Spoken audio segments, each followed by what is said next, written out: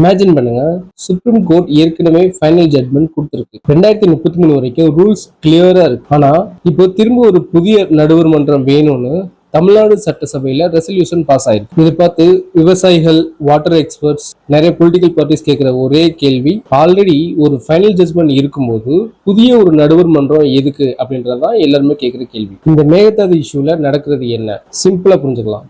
இன்னைக்கு நம்ம பேச போற டாபிக் தமிழ்நாட்டோட ரொம்ப முக்கியமான இஷ்யூ, மேகதாது டேம். இந்த பேரை கண்டிப்பா ரீசன்ட் நியூஸ்ல எல்லாரும் பார்த்திருப்பீங்க. இது ஜஸ்ட் இந்த டேம் பத்தின டிஸ்கஷன்ஸ் இல்ல. இது காவிரி வாட்டர், டெல்டா விவசாயிகள், கோர்ட் தீர்ப்பு, மாநில உரிமைகள், அரசியல்னு எல்லாத்தையுமே டச் பண்ற ஒரு பெரிய மேட்டர். ஃபர்ஸ்ட் ரீசெண்டா என்ன நடந்துச்சுன்னு பார்ப்போம். போன ஜூன் 19 தமிழ்நாடு சட்டப்பேரவையில இந்த மேகதாது அணை கட்டுறதுக்கு எதிராக ஒருமனதா தீர்மானம் நிறைவேற்றினாங்க. அந்த தீர்மானத்துல எதிர்கட்சி தலைவர் உதயநிதி ஸ்டாலின் அவர்கள் 1956ஆம் ஆண்டு நதிநீர் தாவா சட்டத்தின்படி புதிய நடுவர் மன்றம் அமைக்க ஒன்றிய அரசை இப்பேரவை வலியுறுத்துகிறது அப்படின்னு சேர்க்கணும்னு சொன்னார். சர்ப்ரைசிங்கா இந்த சஜஷன் உடனே அக்செப்ட் பண்ணப்பட்டது. ஆனா இந்த நடுவர் மன்ற கோரிக்கைக்கு ஏடிஎம்கே, கம்யூனிஸ்ட், வாட்டர் எக்ஸ்பர்ட்ஸ், விவசாய சங்கங்கள் அப்படின்னு எல்லார்கிட்டையும் பல எதிர்ப்புகள் கிளம்பியிருக்கு. முன்னாள் முதல்வர் எடப்பாடி பழனிசாமி அவர்கள் இந்த ரெசல்யூஷன் பத்தி கவர்மெண்ட் கிட்ட சில முக்கியமான கேள்வி கேட்கிறாரு. ஏற்கனவே காவிரி நடுவர் மன்றமும் உச்சநீதிமன்றமும் மேகதாது அணை குறித்த ஒரு நிலையான இறுதி தீர்ப்பை ஏற்கனவே கொடுத்துட்டாங்க. அப்படி தெளிவான தீர்ப்பு வழங்கப்பட்டிருக்கும் இந்த வேளையில் மீண்டும் ஒரு நடுவர் மன்றம் வேண்டும் என்று இந்த அரசு கேட்பது என்ன நோக்கத்துக்காக?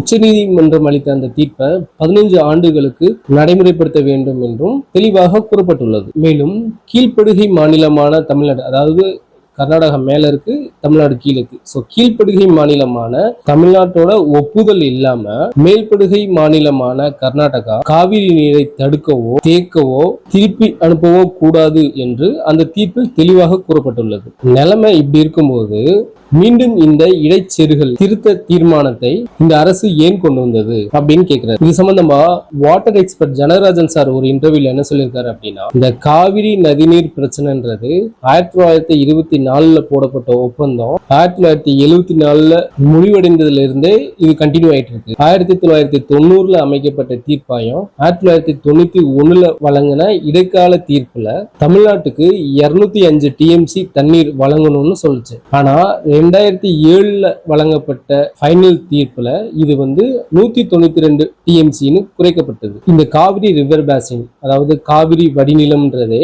ஒரு பற்றாக்குறை வடிநிலம் தான். இங்க தேவை 1250 டிஎம்சி, ஆனா கிடைக்கிறதோ 740 டிஎம்சி மட்டும்தான். உச்சநீதிமன்றம் 2017 வழங்கின தீர்ப்புல தமிழ்நாட்டுக்கான நீரின் அளவை 177.25 டிஎம்சியா குறைச்சது. பெங்களூரோட குடிநீர் தேவைக்காக இந்த மாற்றம் செய்யப்பட்டது. இந்த மேகதாதுல அணை கட்டுனா கர்நாடகால ஏற்கனவே இருக்க 4 முக்கிய டேம்கள் மட்டும் இல்லாம புதுசா அடாவடித்தனமா மேகதாது டேம் கட்டியே தீருவோம் அப்படின்னு அடம்பிடிக்கும் போது இந்த டேமும் நிறைஞ்சதுக்கு அப்புறம் தான் தமிழ்நாட்டுக்கு தண்ணீர் வரும் அப்படின்ற ஒரு நிலைமை ஏற்படும். இந்த மேகதாது டேம் கட்டிட்டாங்க அப்படின்னா டெல்டா பகுதிக்கு தண்ணீர் வர்றது அப்படியே கம்ப்ளீட்டா ஸ்டாப் ஆயிரும். டெல்டா பகுதிக்கு தண்ணீர் வருவது முற்றிலுமாக பாதிக்கப்படும். இது விவசாயத்தை மட்டும் இல்லாம பிச்சாவரம், வேதாரண்யம் போன்ற என்விரான்மெண்ட்டையும் அங்க இருக்க மீனவர்களோட வாழ்வாதாரத்தையும் பாதிக்கும். கடல்ல போயிட்டு அந்த தண்ணீர் கலக்கிறது அப்படின்றது அது வீண் இல்ல, அது மீன்கள் இனப்பெருக்கம் செய்யறதுக்கும் கடலோட உப்புத்தன்மையை சமன்படுத்தவும் அவசியம். 1990 அமைக்கப்பட்ட தீர்ப்பாயம் 2007 இறுதி தீர்ப்பை வழங்கியது. அதுக்கப்புறம் உச்சநீதிமன்றம் 11 வருஷம் அந்த வழக்கை விசாரிச்சு ஒரு இறுதி தீர்ப்பை கொடுத்ததுக்கு அப்புறம் மீண்டும் ஒரு புதிய தீர்ப்பாயம் அமைப்பது அப்படின்றது தேவையில்லாதது மட்டும் இல்லாம தற்கொலைக்கு சமமானது. மற்றும் ஒரு தீர்ப்பாயம் வேணும்னு கேட்பது மேகதாது அணை கண்டிப்பாக கட்டவே கூடாதுன்னு சொல்றதுக்கு பதிலா சரி வாங்க பேசலாம் அப்படின்னு கூப்பிடுற மாதிரி இருக்கும். கர்நாடகாவோட வனத்துறையை இந்த மேகதாது அணை திட்டத்துக்கு எதிர்ப்பு தெரிவிக்குது. இதனால 5700 ஏக்கர் பறவைகள் சரணாலயம் மற்றும் 4000 ஸ்கொயர் கிலோமீட்டர் சுற்றளவுல இருக்க பழங்குடியின மக்களும் பாதிக்கப்படுவாங்க. இந்திய வரலாற்றிலேயே ஒரே நதிநீர் பங்கீட்டுக்காக 2 தீர்ப்பாயங்கள் அமைக்க முற்படுவதுன்றது இதுதான் முதல் முறையா இருக்கும். 2018 அமைக்கப்பட்ட காவிரி நதிநீர் மேலாண்மை வாரியம் CWMB இப்போ போதுமான அதிகாரத்தோட செயல்படுதா அப்படின்றது கேள்விக்குறியா இருக்கு. மேகதாதுல 67 TMC கெப்பாசிட்டியோட ஒரு டேம் கட்டுறது அப்படின்றது காவிரி நடுவர் மன்ற தீர்ப்புக்கும் உச்சநீதிமன்ற தீர்ப்புக்கும் எதிரானது. உச்சநீதிமன்றம் தன்னோட தீர்ப்புல அடுத்த 15 வருஷத்துக்கு, அதாவது 2033 வரைக்கும் காவிரியில் தற்போதைய நீர் ஓட்டத்தை உறுதி செய்ய வேண்டும் என்றும் புதிய கட்டுமானங்கள் எதையும் மேற்கொள்ளக்கூடாது அப்படின்னு தெளிவா சொல்லியிருக்கு. பெங்களூர் மாதிரி இருக்க நகரங்கள்ல பெய்ற மழையை சேமிக்காம மேகதாது அணையை நம்பியிருக்கிறது ரொம்ப தவறான அணுகுமுறை. பயன்படுத்தப்பட்ட தண்ணீரை மறுசுழற்சி செய்யும் தொழில்நுட்பம் இன்று வளர்ந்துள்ளது. அதை செயல்படுத்தினாலே இந்த குடிநீர் தேவையை பூர்த்தி செஞ்சிட முடியும். கிளைமேட் சேஞ்ச்னால இந்த குறுகிய காலத்துல அதிக மழை பெய்யுற சூழல் உருவாயிருக்கு. அதை சேமிக்க தேவையான கட்டமைப்புகளை நாம உருவாக்கணும். மத்திய அரசு உச்சநீதிமன்ற தீர்ப்பை செயல்படுத்தணும் அப்படின்னு கர்நாடகாவுக்கு அறிவுறுத்தணும். 2033 வரைக்கும் மேகதாது விவகாரத்துல எந்த ஒரு புதிய நடவடிக்கைகளும் எடுக்கக்கூடாது என்றதுதான் சட்டப்பூர்வமான நிலை. 2 மாநிலங்களுமே சகோதர உணர்வுடன் அறிவியல் ரீதியான அணுகுமுறையை மேற்கொண்டால் மட்டுமே இதுக்கான நிரந்தர தீர்வு கிடைக்கும் அப்படின்னு சொல்றாரு தமிழ். சோ ப்ரொஃபசர் ஜனகராஜன் சாரோட ஓவரால் மெசேஜ் என்னன்னா, கோர்ட் ஜட்ஜ்மெண்ட்டை இம்ப்ளிமெண்ட் பண்றதுல ஃபோக்கஸ் பண்றதுதான் முக்கியம். புதுசா ஒரு லீகல் ப்ராசஸ ஆரம்பிக்கிறத விட ஏற்கனவே இருக்க ஜட்ஜ்மெண்ட்டை ஃபாலோ பண்றது பெட்டர்னு அவர் வலியுறுத்துறாரு. ஆனா தமிழ்நாடு விவசாயி சங்கத்தின் மாநில பொதுச் செயலாளர் சாமி நடராஜன் அவங்க என்ன சொல்றாங்கன்னா, கர்நாடகா ஆண்டுதோறும் 177.25 தண்ணீரை தமிழ்நாட்டுக்கு திறக்க வேண்டும் அப்படின்னு உச்சநீதிமன்றம் உத்தரவிட்டிருக்கு. இந்த உத்தரவு அடுத்த 15 வருஷத்துக்கும் 2033 வரைக்கும் அமல்ல இருக்கணும்னு, இதுல எந்த மாநிலமும் மாற்றங்கள் வேணும்னு மேல்முறையீடு செய்ய முடியாதுன்னு நீதிமன்றம் தெளிவுபடுத்தியிருக்கு. உச்சநீதிமன்றத்தோட தீர்ப்பின்படி கீழ்ப்பாசன மாநிலங்களான தமிழ்நாடு, புதுச்சேரி அந்த மாதிரி மாநிலங்கள்லாம் அவங்களோட அனுமதி மற்றும் ஒப்புதல் இல்லாம கர்நாடகா காவிரியின் குறுக்கே மின்சார உற்பத்திக்கோ அல்லது புதிய அணைக்கட்டிற்காகவோ எந்த ஒரு புதிய திட்டத்தையும் செயல்படுத்த கூடாது. அப்படி இருந்தும் பெங்களூரோட குடிநீர் தேவைக்காக மேகதாதுல அணை கட்ட கர்நாடக அரசு, அதாவது முந்தைய பிஜேபி அரசு, தற்போதைய காங்கிரஸ் அரசு தொடர்ந்து முயற்சி செய்து வருது. இந்த மேகதாதுல அணை கட்டப்பட்டால் தமிழ்நாட்டுக்கு வர வேண்டிய உபரி நீர் தடுக்கப்பட்டு டெல்டா பகுதிகளுக்கு உரிய தண்ணீர் சேராது.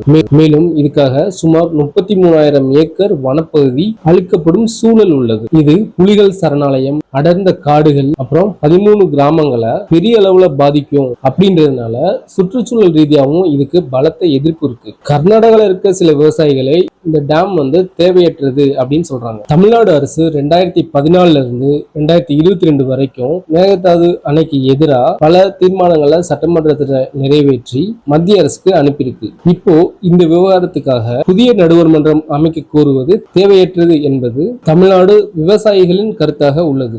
ஏற்கனவே காவிரி நதிநீர் விவகாரத்தில் இறுதி தீர்ப்பு வழங்கப்பட்டு அதை நடைமுறைப்படுத்த காவிரி மேலாண்மை வாரியம் மற்றும் வாட்டர் ரெகுலேஷன் கமிட்டி ஆகியவை செயல்பட்டு வருகின்றன. இந்த சூழல்ல புதிய ஒரு நடுவர் மன்றம் அமைப்பது அப்படின்றது சட்ட ரீதியா பிரச்சனையை பின்னாடி தள்ளுமே தவிர தமிழ்நாட்டுக்கு எந்த பயனையும் அளிக்காது அப்படின்னு சொல்றாரு. ஆனா இதை விட இன்ட்ரெஸ்டிங்கா இன்னொரு ஃபார்மர்ஸ் ஃபெடரேஷன் லீடர் கொஞ்சம் டிஃபரெண்ட் ஆங்கிள் பேசுறாரு. அவர் என்ன சொன்னார்னா, ப்ராப்ளம் ஜட்ஜ்மெண்ட்ல இல்ல, இம்ப்ளிமெண்டேஷன்ல தான் அப்படின்னு சொல்றாரு. காவிரி டெல்டா பாசன விவசாய சங்கங்களின் கூட்டமைப்பின் தலைவர் KV இளங்கீரன் என்ன சொல்றாருன்னா, உச்ச நீதிமன்ற நடுவர் மன்றத்தின் தீர்ப்பின்படிதான் காவிரி மேலாண்மை வாரியமும் ரெகுலேட்டரி கமிட்டியும் அமைக்கப்பட்டன. ஆனா அதோட செயல்பாடுகளை எந்த மாநிலமும், குறிப்பா கர்நாடகா மதிக்கிறதே இல்லை. தமிழ்நாட்டுக்கு தண்ணீர் கொடுக்கணும்னு அவங்க சொன்னாலும் கர்நாடகா ஒரு முறை கூட முறையா தண்ணீர் கொடுத்ததில்லை. இது சும்மா பேருக்கு மட்டும்தான் இருக்குதுன்னு 4 மாநில அரசுகளின் பணத்தையும் விரயம் செய்வது போலதான் இருக்கு.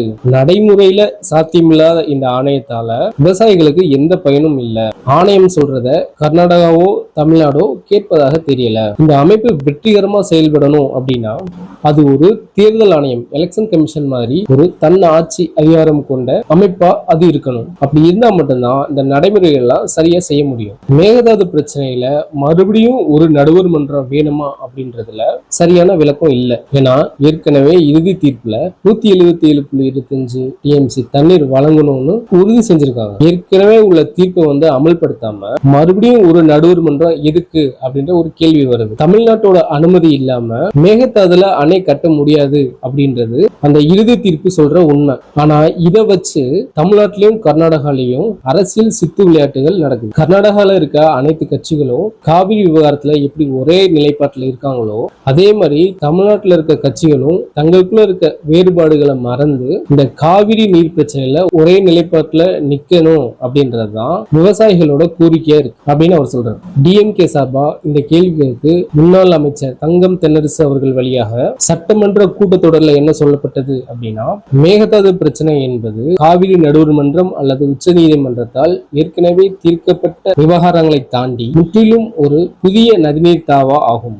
மாநிலங்களுக்கு இடையேயான நதிநீர் விவாத சட்டத்தின்படி மூத்த வழக்கறிஞர்கள் மற்றும் துறை சார்ந்த வல்லுநர்களின் ஆலோசனையின் அடிப்படையில் மேகதாது பிரச்சனைக்கு புதிய நடுவர் மன்றத்தை நாடுவதே சாலச் சிறந்தது என முடிவு செய்யப்பட்டது. அதன்படி கடந்த 2026 மார்ச் 4 புதிய நடுவர் மன்றம் அமைக்க கோரி ஒன்றிய அரசுக்கு தமிழக அரசு கோரிக்கை வைத்துள்ளது. இந்த புதிய நடுவர் மன்றம் அமைப்பதால் 2018 பிப்ரவரி 16 அன்று உச்சநீதிமன்றம் வழங்கிய காவிரி இறுதி தீர்ப்புக்கு எந்தவித பாதிப்பும் ஏற்படாது. அத்தீர்ப்பை இது எவ்விதத்திலும் மறுபரிசீலனை செய்யாது.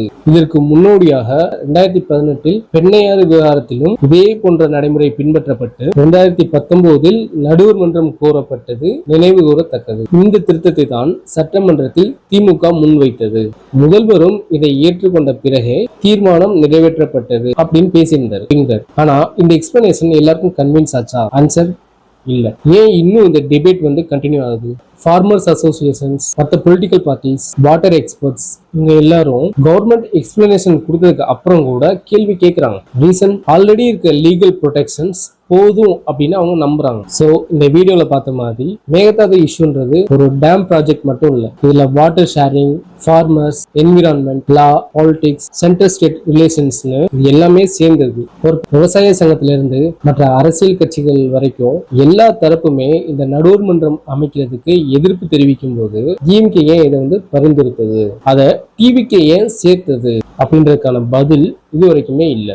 ஒரு பக்கம் தமிழ்நாடு எக்ஸ்பர்ட்ஸ், ஃபார்மர்ஸ், பொலிட்டிக்கல் பார்ட்டிஸ்லாம் ஏற்கனவே இருக்க சுப்ரீம் கோர்ட் ஜட்ஜ்மெண்ட்டை நடைமுறைப்படுத்துங்க அப்படின்னு வலியுறுத்துறாங்க. இன்னொரு பக்கம் கர்நாடகா கவர்மெண்ட் இது பெங்களூரோட ட்ரிங்கிங் வாட்டர் ப்ராஜெக்ட், தமிழ்நாட்டுக்கு வர வேண்டிய வாட்டர் ஷேர் அஃபெக்ட் ஆகாதுன்னு சொல்லுது. இந்த இஷ்யூக்கு ஃபைனல் டெசிஷன் பொலிட்டிக்கல் ஸ்டேட்மெண்ட்ஸ் மூலமா இல்ல, court proceeding, statutory authorities, central கவர்மெண்டோட டெசிஷன், லீகல் ப்ராசஸ் இது மூலமா தான் தீர்மானிக்கப்படணும். இந்த மேகதாது பத்தின வீடியோ யூஸ்ஃபுல்லா இருந்தா லைக் பண்ணுங்க. இந்த மாதிரி டீடைல் எக்ஸ்பிளனர்ஸை மிஸ் பண்ணாம இருக்கணும்னா சப்ஸ்கிரைப் பண்ணுங்க. உங்களோட ஒப்பீனியனை கமெண்ட்ல ஷேர் பண்ணுங்க. தேங்க்யூ.